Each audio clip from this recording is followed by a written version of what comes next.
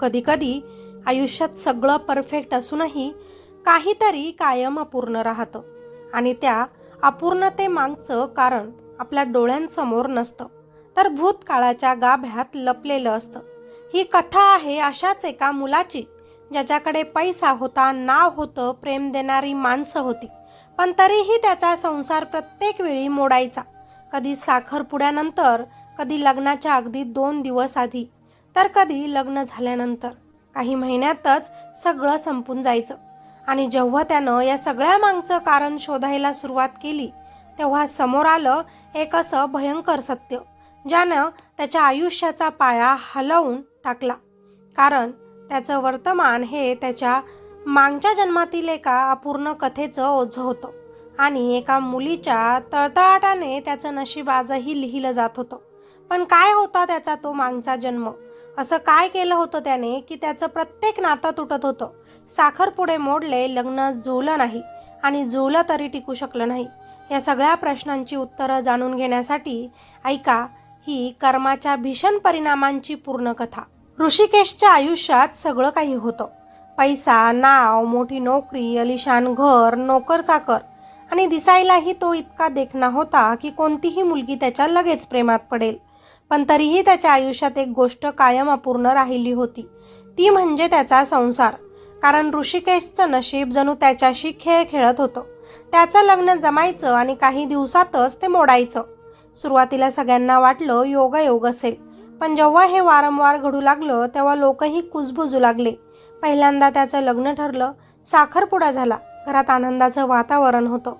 पण अचानक मुलीच्या घरच्यांनी ते लग्न मोडलं, कारण काहीच समजलं नाही. दुसऱ्यांदा तर लग्न अगदी 2 दिवसांवर आलं होतं. पत्रिका वाटल्या गेल्या होत्या, सगळं गाव तयारीत होतं आणि अचानक सगळं थांबलं. ते लग्न मोडलं. त्या दिवशी ऋषिकेश पहिल्यांदा आतून तुटला. त्याने आरशात स्वतःकडे पाहिलं आणि मनात एकच प्रश्न उमटला, माझ्यात काय कमी आहे? पण उत्तर कुणाकडेच नव्हतं. आईवडील समजावत होते, बाळा योग्य वेळ येईल, पण तोपर्यंत त्याचं मन मात्र हळूहळू थकत चाललं होतं. तिसऱ्यांदा कसंबसं एक लग्न जमलं. यावेळी सगळं नीट पार पडलं. ऋषिकेशचा संसार सुरू झाला. पहिले काही दिवस स्वप्नासारखे होते. त्याची बायको समजदार होती. घरात हसू होतं, आनंद होता. ऋषिकेशलाही वाटलं आता सगळं ठीक होईल. पण नशिबाने पुन्हा एकदा त्याच्यावर वक्रदृष्टी टाकली. 6 महिने झाले आणि छोट्या छोट्या गोष्टींवरून वाद सुरू झाले. सुरुवातीला साधे मतभेद वाटणारे ते वाद हळूहळू मोठे होत गेले. एक दिवस तो वाद इतका वाढला की ती बायको घर सोडून गेली आणि काही दिवसांतच त्यांचा घटस्फोट झाला. त्या दिवशी ऋषिकेश पूर्णपणे कोसळला. तो रडत नव्हता, पण आतून पूर्ण तुटला होता. त्याच्या आयुष्यातला प्रत्येक आनंद जणू कोणीतरी हिसकावून घेत होता. लोक बोलू लागले, याच्या नशिबातच संसार नाही, कुंडलीत काहीतरी दोष आहे. हे शब्द त्याच्या कानावर पडत होते आणि प्रत्येक शब्द त्याच्या मनाला जखम करत होता. काळ पुढे सरकत गेला. काही वर्ष अशीच गेले. ऋषिकेशनं स्वतःला कामात झोकून दिलं, पण एकटेपणा त्याला सतावत होता.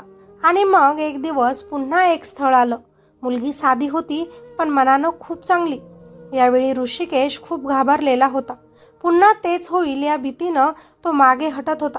पण आईच्या आग्रहाखातर त्यानं लग्नाला होकार दिला. लग्न झालं. सुरुवातीला तो खूप सावध होता. प्रत्येक गोष्ट विचार करून करत होता, कारण त्याला पुन्हा एकदा तुटायचं नव्हतं. पण हळूहळू त्याला जाणवू लागलं की यावेळी काहीतरी वेगळं आहे.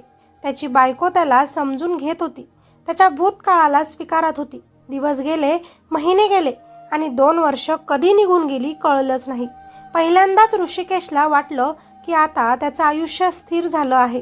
तो पुन्हा हसायला लागला होता, पुन्हा जगायला लागला होता. पण जी गोष्ट दिसते ती नेहमी खरी असतेच असं नाही, कारण आता त्यांच्या आयुष्यात आली होती फॅमिली प्लॅनिंगची वेळ. आणि तिथून पुन्हा एकदा छोट्या छोट्या गोष्टींवरून वाद सुरू झाले. गैरसमज वाढू लागले. राग, अश्रू आणि शांतता यांचा खेळ सुरू झाला. ऋषिकेश पुन्हा घाबरू लागला. त्याच्या मनात सतत एकच प्रश्न फिरत होता, पुन्हा तेच होणार का? माझा संसार तुटणार का? रात्री त्याला झोप लागत नव्हती. तो छताकडे बघत विचार करत राहायचा, का माझ्यासोबतच असं होतं? एक दिवस तो थेट मंदिरात गेला. देवासमोर उभा राहिला आणि पहिल्यांदाच तो पूर्णपणे कोसळला. त्याच्या डोळ्यांतून अश्रू वाहत होते. तो म्हणाला, देवा, मी काय चूक केली आहे? का माझं आयुष्य असं आहे? का प्रत्येक वेळी माझा संसार तुटतो? त्या दिवशी त्यानं एक निर्णय घेतला. या वेळेस काहीही झालं तरी तो आपला संसार आता तुटू देणार नाही. त्या दिवशी तो घरी आल्यावर त्याची आई शांतपणे त्याच्याजवळ बसली आणि त्याला म्हणाली, बाळा, तू एका माणसाला भेटून येतो का? ऋषिकेश थोडासा गोंधळला. कोण माणूस? आई म्हणाली, तो आपला भूतकाळ सांगतो म्हणे, मागचा जन्मही पाहतो. हे ऐकून ऋषिकेशच्या अंगावर काटा आला, कारण तो अशा गोष्टींवर अजिबात विश्वास ठेवत नव्हता. पण आता त्याच्याकडे दुसरा पर्यायही नव्हता, कारण त्याला उत्तर हवं होतं. का त्याचं आयुष्य असं आहे? आणि कदाचित त्या उत्तरामागे दडलेलं होतं एक असं रहस्य जे ऐकल्यावर त्याच्या आयुष्याचं सगळं चित्र कायमचंच बदलणार होतं. त्याच्या आयुष्यात जे काही घडत आहे त्यामागचं खरं कारण काय असेल हे जाणून घेण्यासाठी तो दुसऱ्याच दिवशी सकाळी आईसोबत त्या गूढ व्यक्तीला भेटायला निघाला. गावापासून थोडंसं दूर झाडांनी वेढलेलं एका जुन्या वाड्यासारख्या घरात तो माणूस राहत होता. आजूबाजूला एक विचित्र शांतता होती. जणू काही त्या जागेत काहीतरी गूढ दडलं होतं. ऋषिकेशच्या पावलांनाही न कळत भीती वाटू लागली. तो आत गेला. समोर एक वयोवृद्ध माणूस शांतपणे बसलेला होता. डोळे मिटलेले, चेहऱ्यावर एक विचित्र स्थिरता, जणू तो कुठल्या तरी दुसऱ्याच जगात होता. आईनं हलक्या आवाजात सांगितलं, हेच ते. काही क्षण शांतता पसरली आणि अचानक त्या माणसानं डोळे उघडले. त्याची नजर थेट ऋषिकेशकडे गेली. इतकी तीक्ष्ण नजर होती की ऋषिकेशचा थरकाप उडाला. तो काही बोलायच्या आधीच तो माणूस म्हणाला, खूप पळालास, पण नशिबापासून पळता येत नाही. ऋषिकेश गोंधळला. त्यानं कधीच या माणसाला पाहिलं नव्हतं. मग हा असं का बोलतोय? तो हळू आवाजात म्हणाला, माझ्यासोबत नेमकं काय होतंय ते मला समजत नाही. कृपया मला सांगा. त्या माणसानं त्याची जन्मवेळ, जन्मतारीख विचारली आणि काही क्षण डोळे मिटले आणि जणू काही त्याच्यासमोर भूतकाळ उघडू लागला. वातावरण अचानक जड झालं. हवेत एक अजब ताण निर्माण झाला. काही वेळाने त्यानं डोळे उघडले आणि शांत पण थरकाप उडवणाऱ्या आवाजात त्यानं बोलायला सुरुवात केली. तुझं नाव ऋषिकेश आहे, पण हा तुझा पहिला जन्म नाही. ऋषिकेशचं हृदय जोरात धडधडू लागलं. आजपासून जवळपास 100 वर्षांपूर्वी तू केशव नावाने एका श्रीमंत घरात जन्माला आला होतास. हे ऐकताच ऋषिकेश स्तब्ध झाला. त्या माणसाचे प्रत्येक शब्द त्याच्या मनात कोरले जात होते. तू जेव्हा शिक्षणासाठी कॉलेजमध्ये गेला होतास आणि तिथेच तुझी भेट झाली होती एका मुलीशी. काही क्षण तो थांबला आणि पुढचं नाव घेतलं, जान्हवी. हे नाव ऐकताच ऋषिकेशच्या अंगावर काटा आला. का कोण जाणे, पण त्या नावाशी त्याला एक वेगळंच नातं जाणवत होतं, जणू काही खूप जुनं, खूप खोल. तो माणूस पुढे म्हणाला, तुमचं प्रेम खूप खरं होतं, निरागस होतं. तुम्ही दोघंही एकमेकांशिवाय राहू शकत नव्हता. तू तिला वचन दिलं होतं की तू लग्न करशील तर फक्त तिच्यासोबतच करणार. तिच्याशिवाय दुसऱ्या कुणाचाही विचार तू करणार नाहीस. ऋषिकेशच्या डोळ्यांसमोर जणू काही धुसर चित्र तरळू लागलं. कॉलेज, हसणं, एक मुलगी, तिचे डोळे, तिचं हसणं. तो हलकेच डोकं पकडून बसला. तो माणूस बोलतच राहिला, जान्हवीनेही तुला तेच वचन दिलं होतं. ती म्हणाली होती, मी फक्त तुझीच होईन, अन्यथा आयुष्यभर एकटी राहीन. त्या शब्दांमध्ये इतकी वेदना होती की ऋषिकेशच्या डोळ्यांत पाणी आलं. पण तो माणूस थोडा थांबला आणि त्याचा आवाज अचानक गंभीर झाला. तुझ्या घरच्यांना हे नातं मान्य नव्हतं. वातावरण आणखीन जड झालं. त्यांनी तुला ब्लॅकमेल केलं, तुझ्यावर दबाव टाकला आणि शेवटी ऋषिकेश श्वास रोखून ऐकत होता. तू तिला सोडलंस. हे ऐकताच त्याच्या अंगातून जणू काही विजेचा झटका गेला. नाही, तो नकळत पुटपुटला. पण तो माणूस थांबला नाही. तू तिला भेटलास आणि म्हणालास, मी तुझा होऊ शकत नाही. माझं लग्न दुसऱ्या मुलीसोबत ठरलं आहे. त्या क्षणाचं चित्र जणू जिवंत झालं. जान्हवी त्याच्यासमोर रडत उभी होती. तिचे डोळे भरलेले, आवाज थरथरत होता. केशव, असं करू नकोस. आपण एकमेकांवर प्रेम करतो, मला सोडू नकोस. पण केशव म्हणजेच ऋषिकेश. त्यानं तिच्याकडे पाहिलं आणि नजर वळवली, कारण त्याच्याकडे दुसरा पर्याय नव्हता, किंवा कदाचित त्याने प्रयत्नच केला नाही. तो माणूस पुढे म्हणाला, तू तुझ्या घरच्यांसाठी तुझ्या प्रेमाचा विश्वासघात केलास. त्या शब्दांनी ऋषिकेशचं मन तुटत होतं. तू दुसऱ्या मुलीशी लग्न केलंस आणि जान्हवीला कायमचं सोडलंस. आता ऋषिकेशच्या डोळ्यांतून अश्रू वाहत होते. जणू काही त्याचं स्वतःचं हृदय त्याच्यासमोर तुटत होतं. पण जान्हवी, त्या माणसाचा आवाज हळू झाला. ती मात्र आयुष्यभर तुझीच बनून राहिली. तिनं दुसऱ्या कुणालाही स्वीकारलं नाही. ती रोज तुझी वाट पाहत राहिली. वातावरणात एक वेदनादायक शांतता पसरली आणि जेव्हा तू तिला शेवटचं भेटलास, तो माणूस थांबला. त्याच्या डोळ्यांतही एक वेगळीच चमक होती. ती फक्त एकच गोष्ट बोलली. ऋषिकेशचं हृदय धडधडू लागलं. तू माझा विश्वास तोडलास. मला सोडून जातोयस ना, पण लक्षात ठेव, मी जिवंत असेपर्यंत तुझीच आहे. पण तू दिलेलं वचन मोडलंस, त्यामुळे तुझं कोणासोबतच लग्न कधीच टिकणार नाही. आयुष्यभर तू प्रेमासाठी तडफडशील. हे ऐकताच ऋषिकेश जोरात थरारला.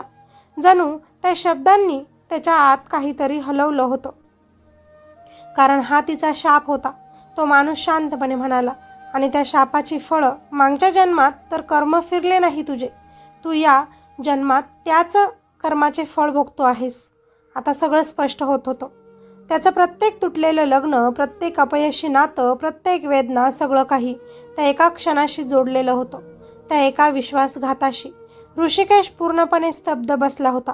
त्याच्या डोळ्यांसमोर फक्त एकच चेहरा होता, जान्हवीचा. आणि तिचे ते शेवटचे शब्द, तुझं कोणासोबतच लग्न कधीच टिकणार नाही. त्याच्या अंगावर काटा आला. त्याने हळू आवाजात विचारलं, मग आता काय?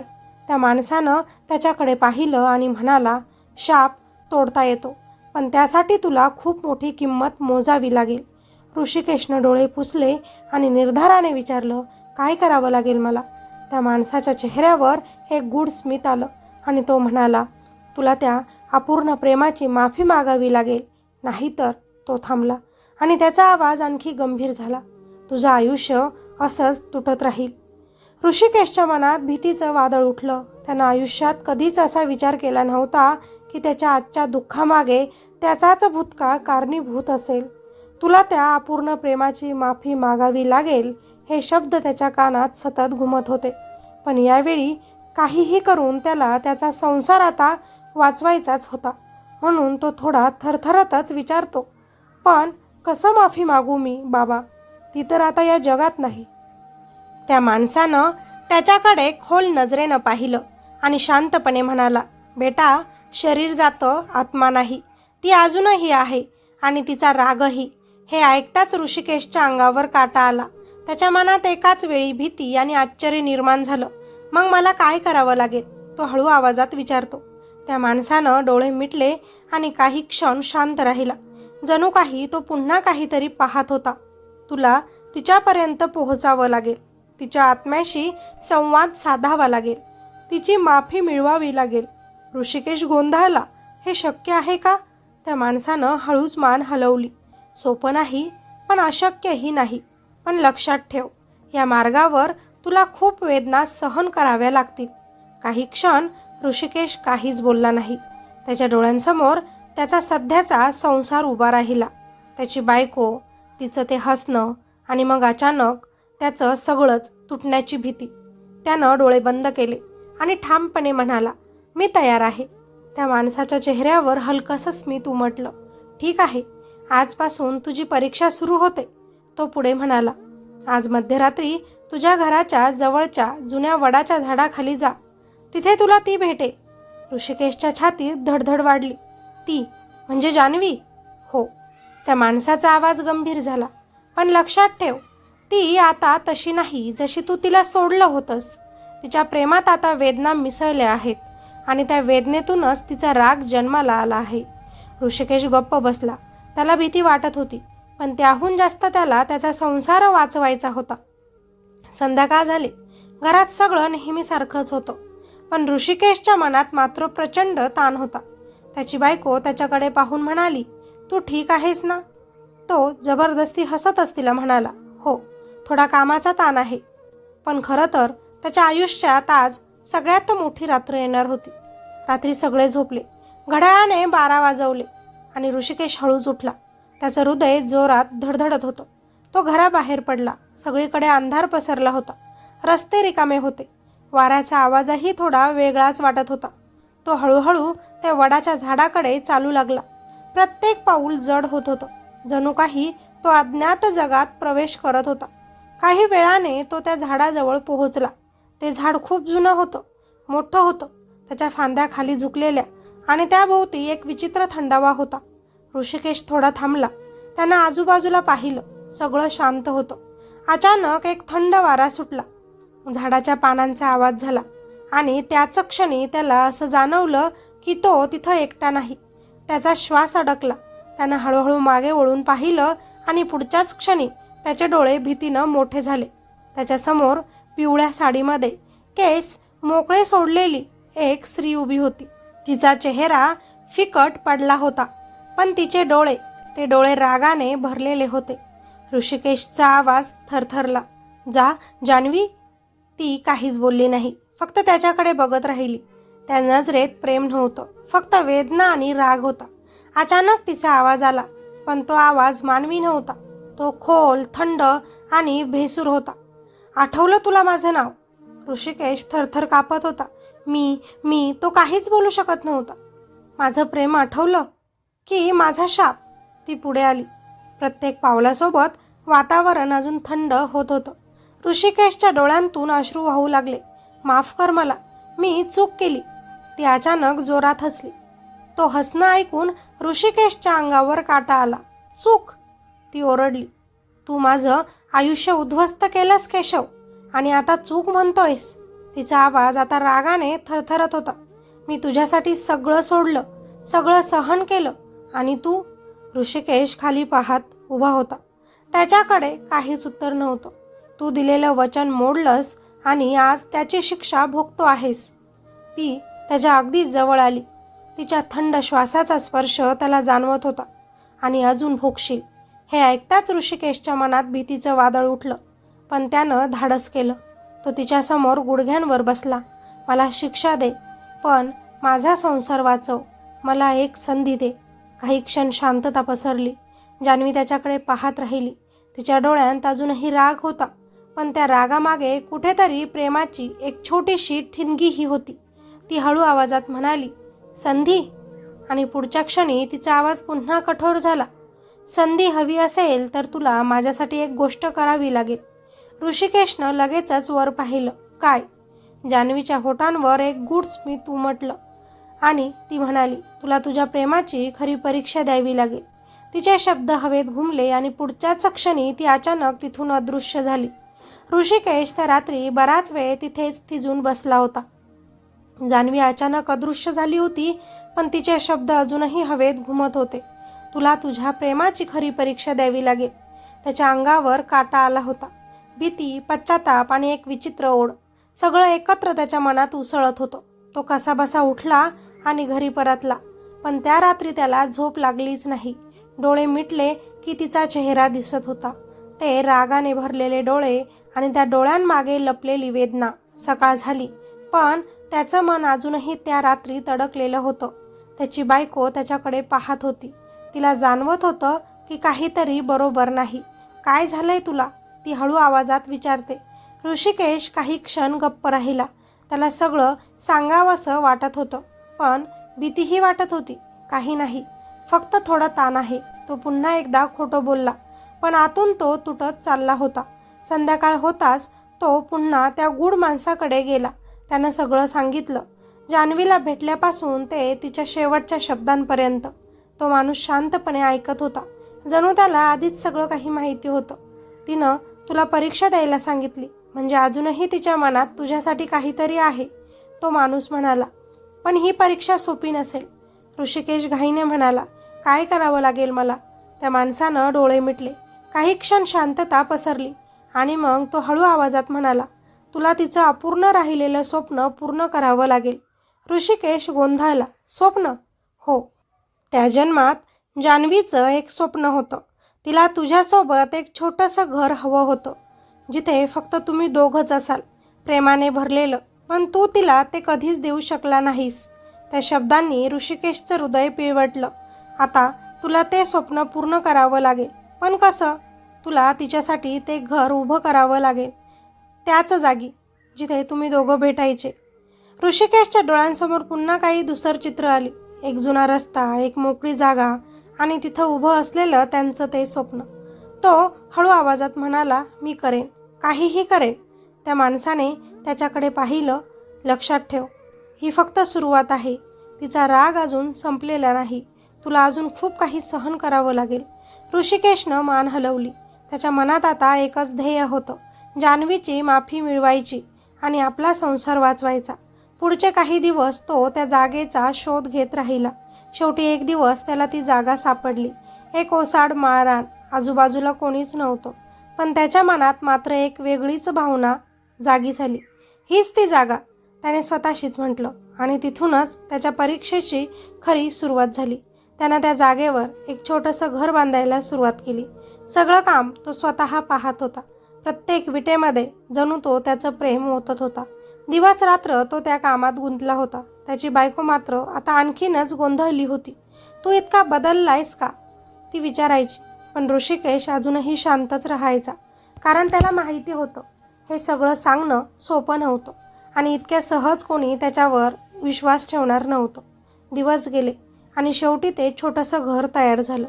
साधं पण खूप सुंदर, जसं जान्हवीचं स्वप्न होतं. त्या रात्री तो पुन्हा त्या घरात गेला. मनात एकच आशा, कदाचित आज ती पुन्हा भेटेल. आणि खरंच मध्यरात्री एक थंड वारा सुटला आणि ती पुन्हा त्याच्यासमोर येऊन उभी राहिली. यावेळी तिच्या डोळ्यांतला राग थोडा कमी वाटत होता, पण पूर्णपणे गेला नव्हता. ऋषिकेशनं हळू आवाजात म्हटलं, मी तुझं स्वप्न पूर्ण केलं. जान्हवीने आजूबाजूला पाहिलं, त्या घराकडे, त्या भिंतींकडे, आणि काही क्षण ती शांत राहिली. तिच्या डोळ्यात एक हलकीशी चमक आली, जणू ती काही क्षणांसाठी पुन्हा तीच जुनी जान्हवी झाली होती. पण पुढच्याच क्षणी तिचा चेहरा पुन्हा कठोर झाला. इतकं केल्यानं सगळं संपत नाही केशव, ती हळू आवाजात म्हणाली. ऋषिकेशचं हृदय पुन्हा धडधडलं. आता अजून एक परीक्षा आहे. तिचे शब्द हवेत घुमले. ऋषिकेशनं घाबरत विचारलं, काय? जान्हवी त्याच्या डोळ्यांत बघत म्हणाली, यावेळी तुला निवड करावी लागेल. निवड? हो, माझ्यात आणि तुझ्या सध्याच्या आयुष्यात. हे ऐकताच ऋषिकेशच्या पायाखालची जमीन सरकली. त्याच्या डोळ्यांसमोर त्याची बायको आली, तिचं प्रेम आलं, तिचा तो विश्वास आला. आणि दुसरीकडे जान्हवी आणि तिचं अपूर्ण राहिलेलं प्रेम, तिचा शाप. जान्हवीचा आवाज पुन्हा घुमला, जर माझी माफी हवी असेल तर तुला मला निवडावं लागेल. ऋषिकेश पूर्णपणे गोंधळला. त्याच्या आयुष्यातला हा सगळ्यात कठीण निर्णय होता. एकीकडे त्याचं वर्तमान आणि दुसरीकडे त्याचा भूतकाळ. आणि या दोघांपैकी एक निवडल्याशिवाय त्याचं आयुष्य कधीच शांत होणार नव्हतं. तो त्या छोट्याशा घरात उभा होता, पण त्याच्या मनात मात्र दोन जग एकमेकांवर आपटत होती. एक भूतकाळ जिथे अपूर्ण प्रेम, तुटलेलं वचन आणि एक शाप होता, आणि दुसरं वर्तमान जिथे त्याची बायको, तिचा विश्वास आणि एक जिवंत संसार होता. तो काही क्षण काहीच बोलू शकला नाही. जान्हवी शांतपणे त्याच्याकडे बघत होती. तिच्या डोळ्यांत अजूनही राग होता, पण त्या रागामागे एक वेदनाही होती.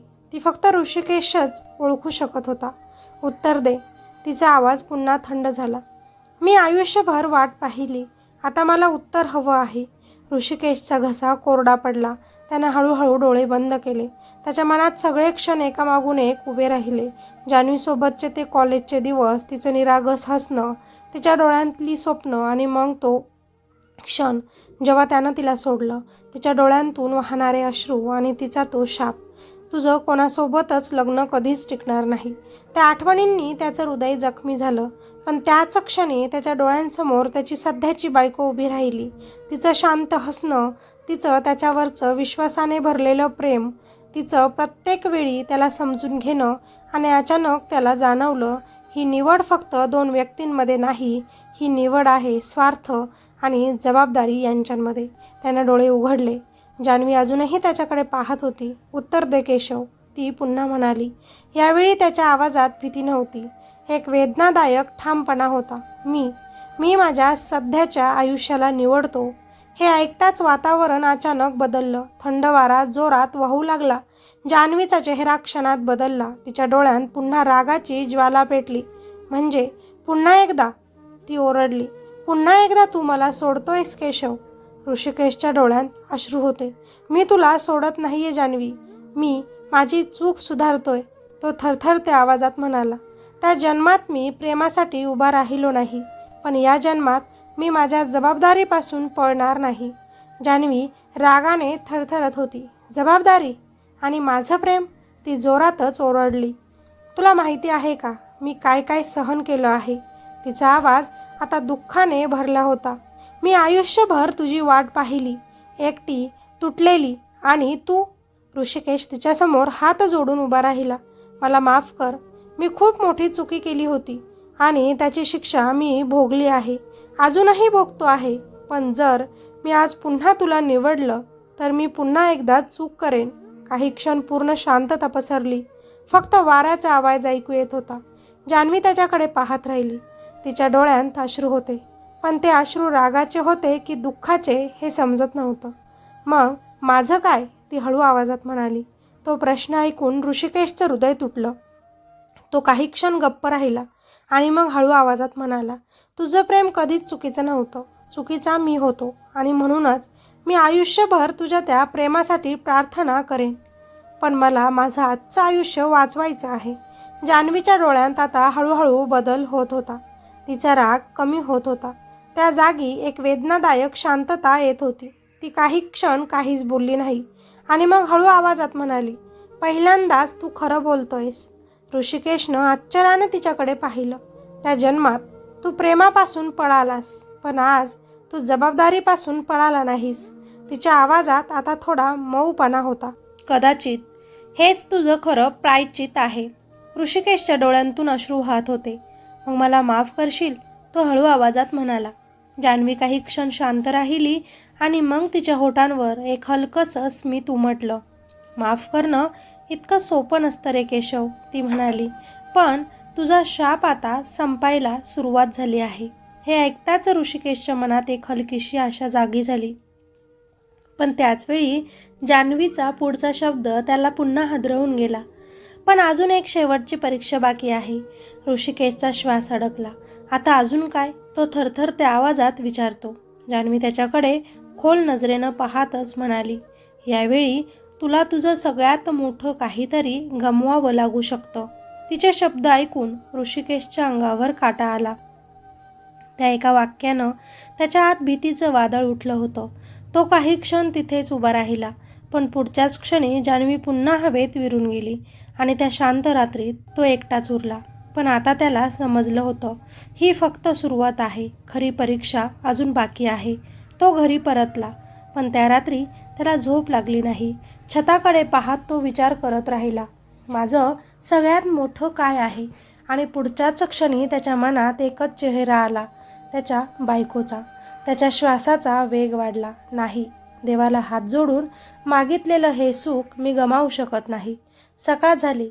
घरात सगळं नेहमीसारखंच होतं, पण ऋषिकेशच्या मनात मात्र काळोख होता. त्याची बायको हसत त्याच्यासमोर चहा घेऊन आली. आज इतका शांत का आहेस? ती विचारते. ऋषिकेश तिच्याकडे पाहतो. काही क्षण तो तिच्या डोळ्यांत हरवून जातो. त्या डोळ्यांत इतका विश्वास होता, इतकं प्रेम होतं की त्याच्या मनात अपराधीपणाचं ओझं अजून वाढलं. काही नाही, तो हळू आवाजात म्हणतो. पण आज त्याच्या आवाजात बदलला होता. दिवसभर त्याचं लक्ष कुठेच नव्हतं. प्रत्येक क्षणी त्याला एकच भीती सतावत होती, काहीतरी वाईट होणार आहे. आणि संध्याकाळी अचानक त्याच्या आयुष्यातलं सगळं बदलूनच गेलं. त्याला फोन आला हॉस्पिटलमधून. तुमच्या पत्नीचा अपघात झाला आहे. हे ऐकताच त्याच्या हातातून फोन खाली पडला. त्याच्या पायाखालची जमीनच सरकली. तो वेड्यासारखा हॉस्पिटलकडे धावला. तिथे पोहोचल्यावर त्याने तिला पाहिलं. ती बेडवर पडली होती. शरीरावर जखमा होत्या, चेहऱ्यावर वेदना, पण श्वास मात्र चालू होता.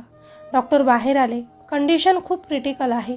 पुढचे काही तास खूप महत्त्वाचे आहेत. हे ऐकताच ऋषिकेशच्या डोळ्यांतून अश्रू वाहू लागले. त्याच्या कानात जान्हवीचे शब्द घुमले, तुला तुझं सगळ्यात मोठं काहीतरी गमवावं लागू शकतं. तो भिंतीला टेकून खाली बसला. त्याच्या हातांनी चेहरा झाकला. हेच होतं का? हीच ती परीक्षा? तो स्वतःशीच पुटपुटला. काही वेळाने तो ICUमध्ये गेला. त्यानं तिचा हात हातात घेतला. तिचा हात थंड होता. तो रडत म्हणाला, माझ्यासोबत असं करू नकोस. मला सोडून जाऊ नकोस. त्या क्षणी त्याला सगळं विसरायला झालं. ना शाप, ना भूतकाळ, फक्त त्याची बायको आणि तिचं आयुष्य त्याच्यासाठी सगळ्यात महत्त्वाचं होतं. आणि अचानक त्याला मागून एक थंड वाऱ्याचा स्पर्श जाणवला. तो हळूहळू मागे वळला आणि त्याचे डोळे भीतीनं मोठे झाले. जान्हवी तिथे उभी होती, ICUमध्ये, कुणालाही न दिसता, फक्त त्याच्यासमोर. तिच्या चेहऱ्यावर एक विचित्र शांतता होती. ही आहे तुझी शेवटची परीक्षा, ती हळू आवाजात म्हणाली. ऋषिकेश थरथरला. तू तू हे केलंस? त्याचा आवाज रागाने आणि दुःखाने भरला होता. जान्हवीनं काही उत्तर दिलं नाही. ती फक्त त्याच्याकडे पाहत राहिली. जर तिला वाचवायचं असेल, ती पुढे म्हणाली, तर तुला एक गोष्ट करावी लागेल. ऋषिकेशचा श्वास अडकला. काय? जान्हवीच्या डोळ्यात एक गूढ चमक आली. तुला मला वचन द्यावं लागेल. कसलं वचन? तो घाबरत विचारतो. की तू आयुष्यभर कोणावरही प्रेम करणार नाहीस. हे ऐकताच ऋषिकेशचा जगच थांबलं. काय? त्यानं अविश्वासाने विचारलं. हो, जान्हवी शांतपणे म्हणाली. तू तिचं आयुष्य वाचवू शकतोस, पण त्यासाठी तुला तुझ्या आयुष्यातील प्रेम कायमचं संपवावं लागेल. ऋषिकेशच्या डोळ्यांतून अश्रू ओघळले. हा निर्णय, हा त्याच्या आयुष्यातला सगळ्यात मोठा त्याग होता. एकीकडे त्याच्या बायकोचं आयुष्य आणि दुसरीकडे त्याचं प्रेम. त्यानं तिच्याकडे पाहिलं. ती अजूनही बेशुद्ध होती. तिचा श्वास मंद होता. तो पूर्णपणे तुटला. जर मी नाही म्हणालो तर? तो थरथरत्या आवाजात विचारतो. जान्हवीचं उत्तर थंड होतं. तर तू तिला कायमचं गमावशील. ऋषिकेशच्या आयुष्यातला तो क्षण जणू वेळ थांबवून ठेवणारा होता. एका बाजूला त्याची बायको मृत्यूशी झुंज देत होती आणि दुसऱ्या बाजूला जान्हवीचा थंड, कठोर प्रस्ताव त्याच्यासमोर उभा होता. तिचं आयुष्य वाचवायचं असेल तर आयुष्यभर कोणावरही प्रेम करणार नाहीस. त्याच्या छातीत श्वास अडकत होता. मनात विचारांचा भडीमार सुरू होता. बायकोवर प्रेम न करता जगणं हे शक्य आहे का? पण लगेच त्यानं तिच्याकडे पाहिलं. त्या बेडवर पडलेल्या त्याच्या बायकोकडे. तिचा प्रत्येक श्वास जणू त्याच्याकडे मदतीची भीक मागत होता. त्याच्या डोळ्यांतून अश्रू वाहू लागले. तो हळूहळू उठला. जान्हवी समोर गेला. काही क्षण तिच्या डोळ्यांत पाहत राहिला आणि मग थरथरत्या आवाजात म्हणाला, ठीक आहे, मी तयार आहे. जान्हवीच्या चेहऱ्यावर हलकीशी हालचाल झाली. वचन दे, ती शांतपणे म्हणाली. ऋषिकेशनं डोळे मिटले, हात जोडले आणि म्हणाला, आजपासून मी आयुष्यभर कोणावरही प्रेम करणार नाही. माझ्या मनात कोणासाठीही प्रेम उरणार नाही. ते शब्द बोलताना त्याचं हृदय अक्षरशः तुटत होतं, पण तो मनापासून बोलत होता. कारण तो ज्या व्यक्तीसाठी हे वचन देत होता त्याच्यावरचं प्रेम त्याला स्वतःला नाकारावं लागत होतं. ते शब्द हवेत विरले आणि पुढच्याच क्षणी एक विचित्र शांतता पसरली. जान्हवी काही क्षण त्याच्याकडे पाहत राहिली. तिच्या डोळ्यांत काहीतरी बदलत होतं. राग, वेदना आणि आता एक हलकीशी शांती. शेवटी तू तुझं सगळं दिलंस, ती हळू आवाजात म्हणाली आणि पुढच्याच क्षणी ती हळूहळू अदृश्य झाली. त्याच क्षणी ICUमधल्या मशीनचा आवाज अचानक बदलला. डॉक्टर धावत आले. पल्स परत येतोय, कुणीतरी ओरडलं. ऋषिकेशनं घाबरत मागे वळून पाहिलं. त्याची बायको, तिच्या बोटांमध्ये हलकीशी हालचाल झाली होती. डॉक्टर तिला वाचवण्यासाठी प्रयत्न करत होते. काही मिनिट जी त्याच्यासाठी आयुष्यभरासारखी वाटत होती. आणि मग डॉक्टर बाहेर आले. त्यांच्या चेहऱ्यावर हलकंसं स्मित होतं. ती आता सुरक्षित आहे. हे ऐकताच ऋषिकेशच्या डोळ्यांतून अश्रू ओघळले. तो तिथेच बसला. देवाचे आभार मानू लागला. त्याने त्याचं सगळ्यात मोठं गमावलं होतं, पण त्यानं तिचं आयुष्य वाचवलं होतं. काही दिवसांनी ती पूर्णपणे बरी झाली. पुन्हा घरी आली. घरात पुन्हा एकदा हसू आलं. आनंद परत आला. पण एक गोष्ट मात्र कायमची बदलली होती. तो म्हणजे ऋषिकेश. तो आता पूर्वीसारखा राहिला नव्हता. तो तिच्यासोबत होता. तिची काळजी देखील घेत होता. तिच्यासाठी सगळं करत होता. पण त्याच्या डोळ्यांतली ती भावना, ते प्रेम, ते कुठेतरी हरवलं होतं. तो हसायचा, पण त्या हास्यात ऊब नव्हती. तो बोलायचा, पण त्याच्या त्या शब्दांत जीव नव्हता. त्याची बायकोही हे हळूहळू जाणवू लागली. तू बदललायस, ती एक दिवस शांतपणे त्याला म्हणाली. ऋषिकेश काही बोलला नाही, कारण त्याच्याकडे उत्तरच नव्हतं. तो फक्त तिच्याकडे पाहत राहिला आणि त्याच्या मनातच म्हणाला, मी तुला वाचवलं, पण स्वतःला मात्र हरवलं. रात्री तो एकटाच बसायचा, छताकडे पाहत, आणि त्या रात्री आठवायचा, जान्हवीचे शब्द आठवायचा, आणि स्वतःला विचारायचा, हेच का तुझं प्रायश्चित? पण आतून त्याला माहिती होतं, त्यानं जे केलं तेच योग्य होतं. कारण प्रेम फक्त मिळवणं नसतं, कधीकधी प्रेम म्हणजे स्वतःला पूर्णपणे गमावणं असतं, आणि त्या गमावण्यातच कुठेतरी एक वेगळी शांतता दडलेली असते. पण ही शांतता खूप महागात मिळते, आणि ऋषिकेशनं ती किंमत पूर्णपणे चुकवली होती. आता त्याचा संसार वाचला होता, पण त्याच्या मनातलं प्रेम कायमचं संपलं होतं. ऋषिकेशच्या आयुष्यानं जणू एक पूर्ण वर्तुळ पूर्ण केलं होतं. जे घडलं होतं ते फक्त शिक्षा नव्हती, तर ती त्याची परीक्षा होती, आणि तो त्या परीक्षेत पूर्णपणे पास झाला होता. त्यानं स्वतःचं प्रेम, स्वतःच्या भावना, सगळं काही गमावून सुद्धा दुसऱ्याचं आयुष्य वाचवलं होतं, आणि कदाचित हाच खरा प्रेमाचा अर्थ होता. त्या रात्री पुन्हा एकदा तो झोपेत होता, आणि अचानक त्याला एक स्वप्न पडलं. धुक्यानं भरलेली एक जागा, आणि त्या धुक्यातून हळूहळू जान्हवी समोर आली. पण यावेळी तिच्या चेहऱ्यावर राग नव्हता, द्वेष नव्हता, फक्त एक शांत समाधान होतं. ती त्याच्याकडे पाहत हळू आवाजातच त्याला म्हणाली, ही शिक्षा नव्हती केशव, ही तुझी परीक्षा होती, आणि तू त्यात पास झाला आहेस. म्हणूनच आज मी खऱ्या अर्थाने मुक्त झाली आहे. तो काही बोलणार इतक्यात ती पुढे म्हणाली, आता मी तुला त्या वचनातून मुक्त करते, कारण आता तुझ्यावर कोणतंही ओझं नाही. ऋषिकेशच्या डोळ्यांत अश्रू आले. तो काहीच बोलू शकत नव्हता. जान्हवी हसली आणि त्याला म्हणाली, त्या जन्मात मी तुझी बायको बनू शकले नाही, पण आता मी पूर्णपणे मुक्त झाले, आणि या जन्मात मी तुझीच मुलगी बनून येणार आहे, मनसोक्त जगणार आहे, बागडणार आहे. तेव्हा तुला माझ्यापासून दूर जावं लागलं, पण आता आयुष्यभर मला जप. तेव्हा मी तुझी प्रियसी होते, तरी तू माझी खूप काळजी घ्यायचा. आता मी तुझी मुलगी असेन तर अजून जास्त काळजी घेणार, माहिती आहे मला. इतकं बोलून ती हळूहळू धुक्यात विरून गेली. जान्हवी, तो जोरातच ओरडला, आणि त्याच क्षणी तो खडबडून जागा झाला. श्वास जोरात चालू होता, कपाळावर घाम होता, पण मनात एक वेगळीच शांतता होती. आणि खरंच जान्हवीनं जे म्हटलं होतं ते सगळं हळूहळू खरं ठरू लागलं. तो त्या वचनातून मुक्त झाला होता. त्याची बायको पूर्णपणे सुखरूप होती. त्यांचा संसार पुन्हा एकदा हसत खेळत सुरू झाला. काही दिवसांनी ऋषिकेशनं त्याच्यासोबत घडलेलं सगळं आपल्या बायकोला सांगितलं. सुरुवातीला तिला विश्वास बसला नाही, पण त्याच्या डोळ्यांतलं सत्य पाहून तिनं त्याला साथ दिली, आणि शांतपणे म्हणाली, कदाचित हेच नियती होतं. आणि मग काहीच दिवसांनी त्यांच्या आयुष्यात एक आनंदाची बातमी आली. त्याची बायको हसत त्याच्याकडे आली आणि त्याला म्हणाली, आपण आई बाबा होणार आहोत. तो क्षण त्यांच्यासाठी शब्दांपलीकडचा होता. महिने सरत गेले, आणि अगदी 7व्या महिन्यातच अचानक डिलिव्हरी झाली. काही क्षण तणावाचे गेले, पण लगेचच डॉक्टर बाहेर येत हसत म्हणाले, अभिनंदन, मुलगी झाली आहे. ऋषिकेशच्या डोळ्यांत अश्रू आले.